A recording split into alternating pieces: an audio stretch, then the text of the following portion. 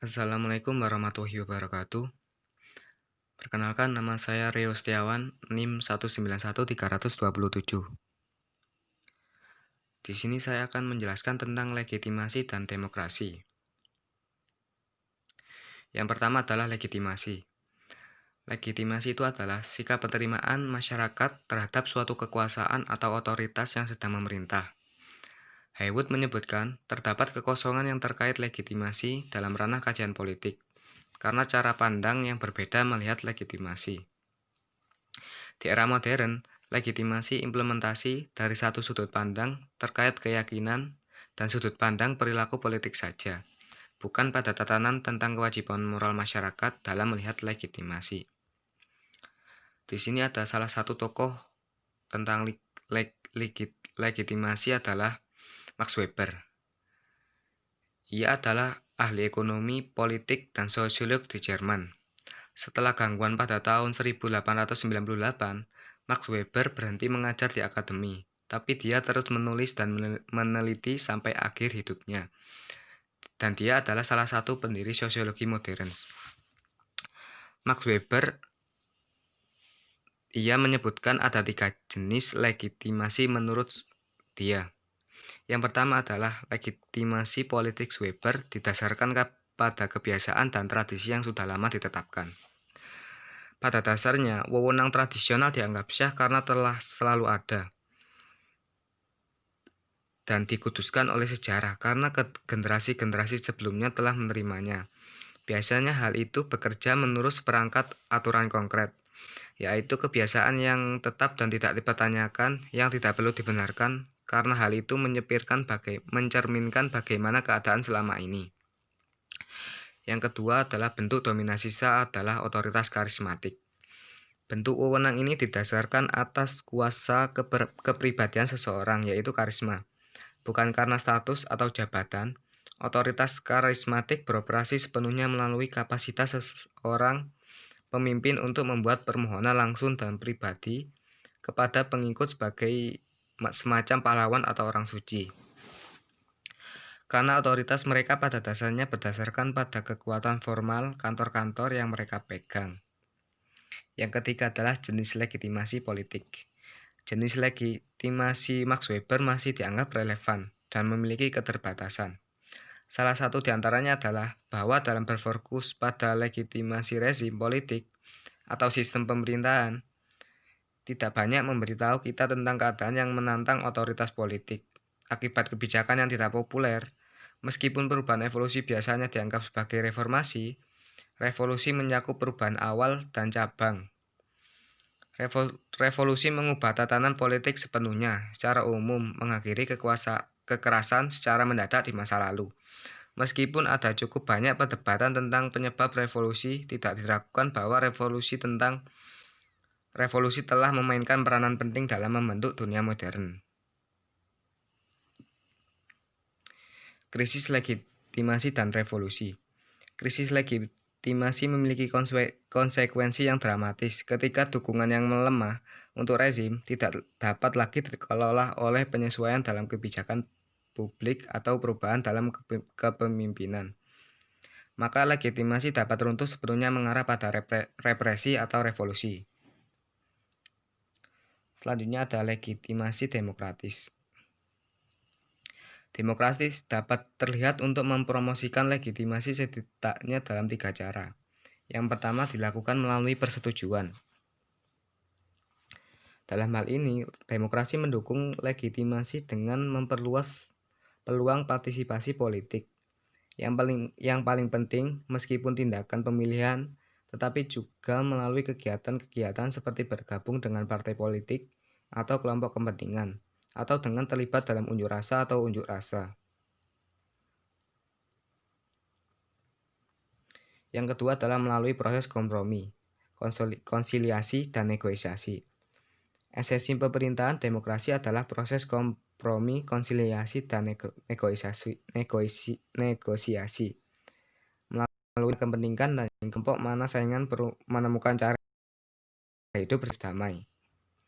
Yang ketiga adalah demokrasi berfungsi sebagai sistem umpan balik. Demokrasi berfungsi sebagai sistem umpan balik yang cenderung mengarah pada stabilitas politik jangka panjang. Ketika demokrasi membuat hasil pemerintah selaras dengan masukan atau tekanan yang ditempatkan di atasnya, ketika demokrasi menyediakan mekanisme yang dapat dihilangkan dan kebijakan publik berubah. Hal itu cenderung menekan ketidakseimbangan dalam sistem politik. Legitimasi non-demokrasi.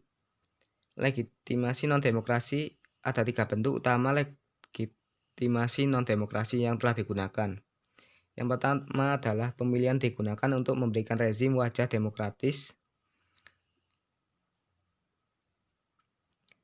membantu baik untuk menciptakan kesan dukungan yang populer dan untuk menarik orang ke dalam penerimaan rezim secara ritual. Perangkat legitimasi ini digunakan di Nazi Jerman dan fasis Italia, dan juga telah digunakan Afrika satu partai negara dan rezim komunis.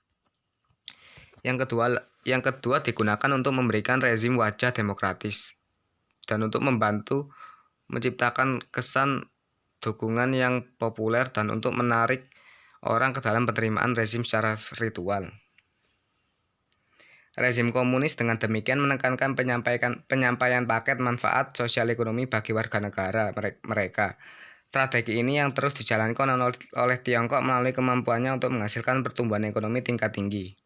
Yang ketiga digunakan untuk menegakkan hak pemimpin militer atau partai untuk memerintah atau untuk membangun tujuan dan prinsip yang lebih luas, yang menginvestasikan rezim yang lebih besar dengan rasa keadilan. Contoh dari masa lalu mencakup gambaran Gamal Abdel Nasser tentang militer Mesir sebagai garis depan revolusi setelah kudeta pada tahun 1952.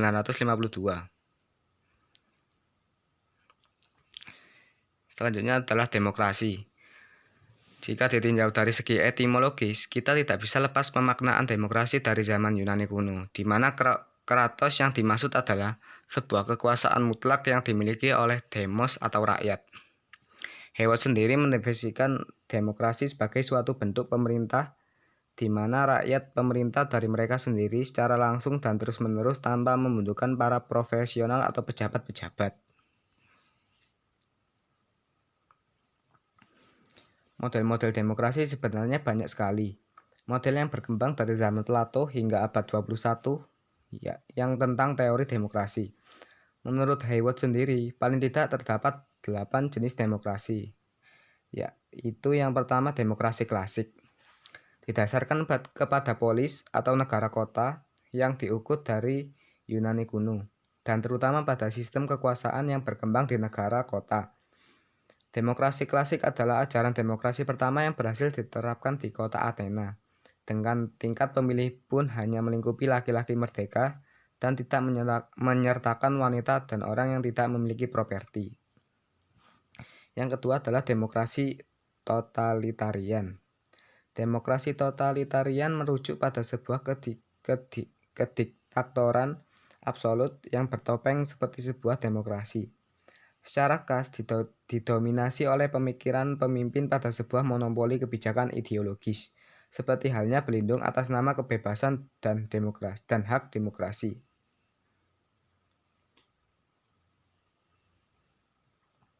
Yang ketiga ada demokrasi langsung. Demokrasi langsung didasarkan kepada partisipasi langsung dari masyarakat di sebuah negara tersebut. Demokrasi langsung dengan demikian menghapus perbedaan antara pemerintah dan yang diperintah. Sistem ini merupakan satu kesatuan sistem pemerintahan itu sendiri oleh rakyat. Yang keempat ada demokrasi perwakilan. Demokrasi perwakilan adalah satu bentuk pemerintahan yang mana dibatasi dalam partisipasi masyarakat dalam pemerintahan. Dalam pemerintahan partisipasi masyarakat sangatlah jarang. Ia bersifat tidak langsung, dalam arti masyarakat tidak menyelenggarakan kekuasaan mereka sendiri. Memilih orang yang akan memangku kepentingan mereka saja, tidak menyeluruh secara keseluruhan. Yang kelima ada demokrasi radikal. Demokrasi radikal adalah satu bentuk demokrasi yang mendukung desentralisasi dan partisipasi serta penyebaran kekuasaan seluas-luasnya. Bahkan mungkin tidak ada batasan yang pasti.